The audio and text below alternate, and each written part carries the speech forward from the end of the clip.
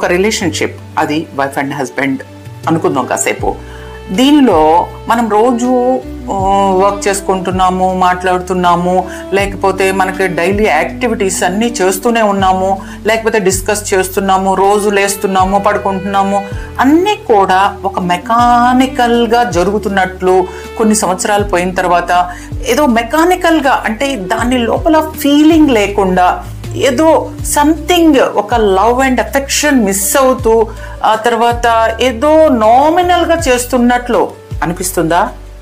ఖచ్చితంగా.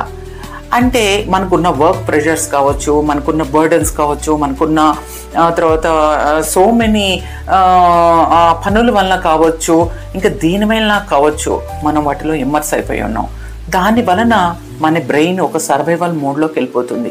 అంటే ఏంటి అంటే ఆ ఎదురుగా ఉన్న ఆ పార్ట్నర్ నుండి ఆ ఫీలింగ్ అనేది అక్కడ మిస్ అయిపోతూ ఉంటుంది. సో నన్ను కేర్ చేయట్లేదు, నన్ను పట్టించుకోవట్లేదు, నన్ను చూడట్లేదు, నాకు సంథింగ్ ఆ లోపల ఇంటిమసీ రిలేషన్షిప్ అనేది ఎక్కడ కొదవైంది అని మీకు అనిపిస్తూ ఉంటుంది. కానీ అవతల వాళ్ళు కూడా అదే సర్వైవల్ మోడ్లో వెళ్ళిపోయి ఉంటారు. సో వాళ్ళకు కూడా సేమ్ ఫీలింగ్స్, సేమ్ ఆ మెసేజ్ అనేది వాళ్ళకు కూడా అనిపిస్తూ ఉంటుంది.